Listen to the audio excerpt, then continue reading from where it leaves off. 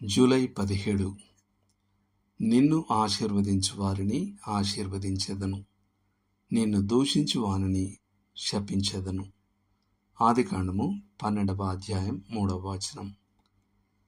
దేవుడు తన చేత ఎన్నుకొనబడిన భౌతిక ప్రజలకు శిరస్సుగా ఉండడానికి అబ్రహాంను మొదట పిలిచినప్పుడు ఆ జనం యొక్క స్నేహితులను ఆశీర్వదించుటకు మరియు దాని శత్రువులను శపించుటకు ఆయన వాగ్దానం చేశాడు.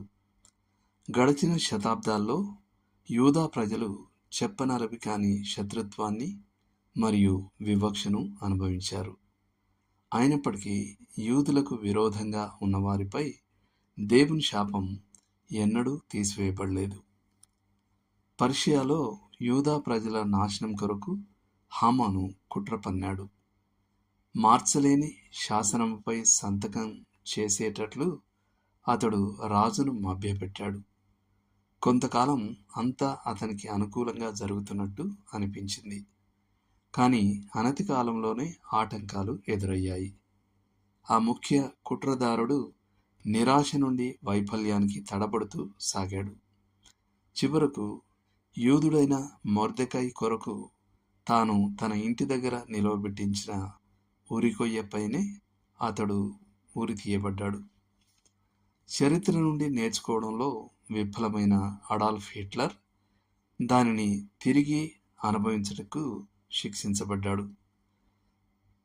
అతడు యూదుల్ని తుడిచిపెట్టడానికి తన నిర్బంధ శిబిరాలు, గ్యాస్ గదులు, కొలుములు మరియు సామూహిక కాల్పులతో ఒక క్రూరమైన కార్యక్రమాన్ని ప్రారంభించాడు. ఏది అతన్ని ఆపలేదని అనిపించింది. కానీ పరిస్థితి తారుమారై బెర్లిన్ బంకర్లో తన ఉంపుడు గత్తెతో అవమానకరంగా మరణించాడు. మహాశ్రమల కాలంలో యూదా విరోధం దాని అత్యంత ఘోరమైన పరాకాష్ఠకు చేరుకుంటుంది. యూదులు శ్రమ పెట్టబడడానికి, చంపబడడానికి అప్పగించబడతారు. వారు అన్యజనులందరి చేత ద్వేషించబడతారు. అపారమైన సంఖ్యలో వారు ఊచకోత కోయబడతారు. కానీ ప్రభువైన యేసుక్రీస్తు యొక్క ప్రత్యక్ష రాకడ ద్వారా ఆ మారణ హోమానికి అంతరాయం కలుగుతుంది. ఆయన ప్రజలను హింసించిన వారు నాశనం చేయబడతారు. క్రీస్తు యొక్క యూదా సహోదరులకు స్నేహితులుగా ఉన్నవారు రాజ్యంలో ప్రవేశిస్తారు. ఏ నిజమైన విశ్వాసి కూడా తన ఆత్మను యూదా విరోధం యొక్క ఛాయలతో కళంకితమవడానికి ఎన్నడూ అనుమతించకూడదు. అతని ప్రభువు, అతని రక్షకుడు, అతని ఉత్తమ మరియు నిజమైన స్నేహితుడు ఒక యూదుడే.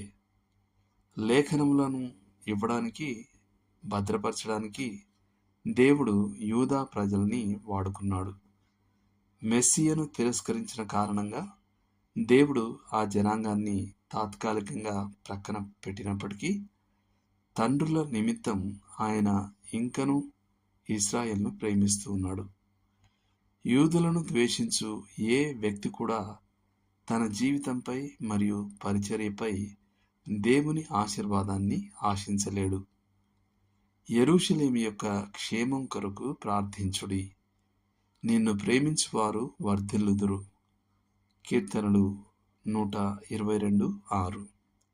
యూదా ప్రజలను ప్రేమించువారు కూడా వర్ధిల్లుదురు.